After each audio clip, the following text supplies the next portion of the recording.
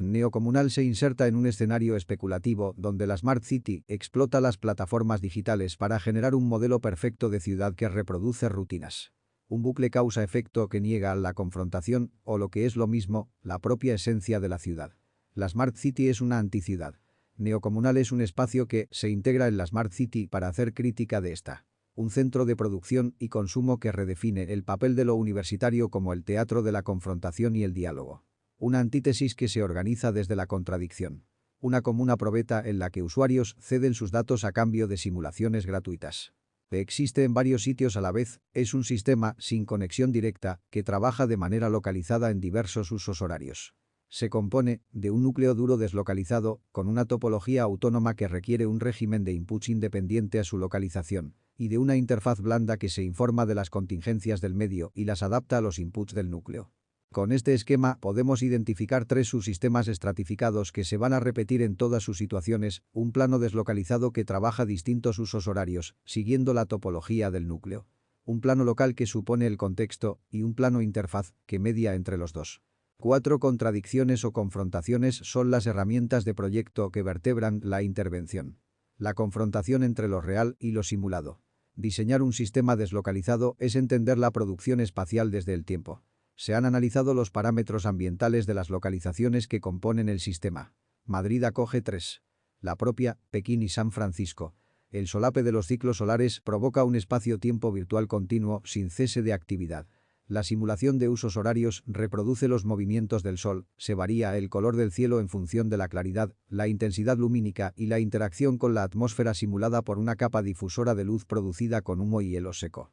Los movimientos ciclométricos entre climas se resuelven con tótems atmosféricos equipados con sensores para la recogida de datos.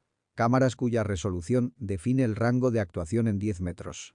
La conexión virtual entre las localizaciones se define desde una taxonomía de la arquitectura entendida como simulador que categoriza 12 tipos para producir un imaginario que resuelve la contradicción entre localización y presencia.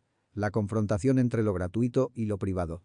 Es la base para simular y dimensionar una ciudad de 10.000 personas, se ha diseñado una base de datos de programas de producción y consumo que se agrupan en clúster siguiendo reglas topológicas para confrontar la mayor diversidad de actores. Los programas exportan a un espacio común actividades publicitables y gratuizables, intersecando consumo y producción, flujo y actividad. Estos clústeres son información que se aplica en el plano deslocalizado para generar densificaciones en vertical y predimensionar las instalaciones de la interfaz blanda. La confrontación entre lo tectónico y lo estereotómico lleva al discurso técnico la herramienta de la contradicción. Nuevas naturalezas que surgen al enfrentar estos dos conceptos como se explicará más adelante. La confrontación entre lo proyectado y lo fortuito, o lo que es lo mismo, entre el sistema y las consecuencias en su contexto.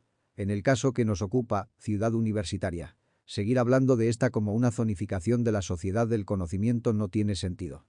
Para su supervivencia, Madrid debe engullir Ciu.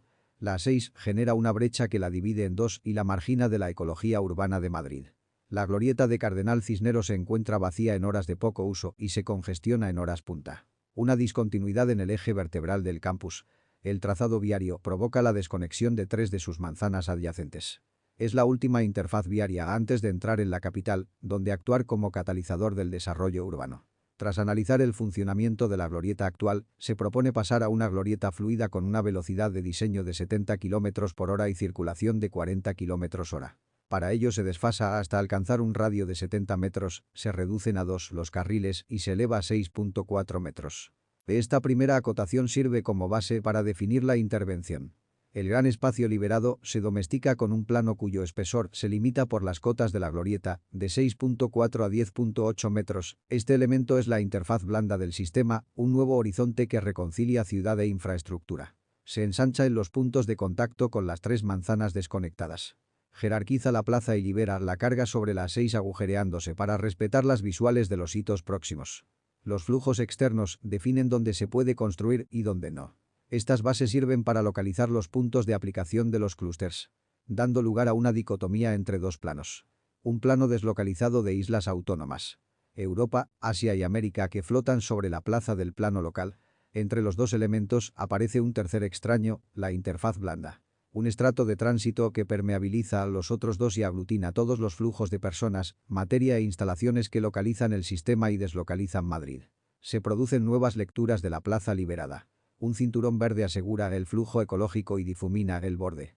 El área cubierto se ablanda para reducir la isla de calor. La velocidad del flujo rodado se regula en su intersección con el resto de diagramas. El flujo peatonal exterior se potencia con un pavimento continuo, los flujos interiores organizan el paisajismo y generan campos de circulación y estancia heterogéneos. Nuevas capas de información que inundan un espacio entendido desde el punto y el vector. En un siglo XXI de redes posfordistas, el funcionalismo organicista se impone al racionalista. El campo sustituye al eje. Los accesos se convierten en atractores de actividad donde conecta la plaza y el sistema mediante una transición por la interfaz que funciona como un intercambiador. La influencia de los clústeres controla los grados de permeabilidad, rangos sensores, identifica áreas de oportunidad y predimensiona el volumen de instalaciones. La plaza pública es sustituida por la plaza gratuita, los clústeres generan campos de congestión que diagonalizan el espacio gratuito y albergan los programas privados. Las lógicas de contradicción definen la forma constructiva. El uso horario lo simula la envolvente cielo, compuesta de cables estructurales que siguen la forma mínima definida por su contorno. Sirven como estructura de soporte para el EDFE a la vez que sustentan una subestructura que hace rotar un vidrio de retroproyección que simula las condiciones lumínicas remotas. La envolvente se cuelga del diagrid de las torres, que se densifica al abandonar el sistema sobre muros de hormigón que las estabilizan. Lo que responde a la dicotomía entre la realidad deslocalizada de la franja superior, genérica y ligera, y la realidad localizada de la franja inferior, monumental y masiva. Dos franjas separadas por la interfaz que se desarrolla en dos capas. La superior, un emparrillado metálico. Permeabiliza las simulaciones del núcleo hacia la ciudad.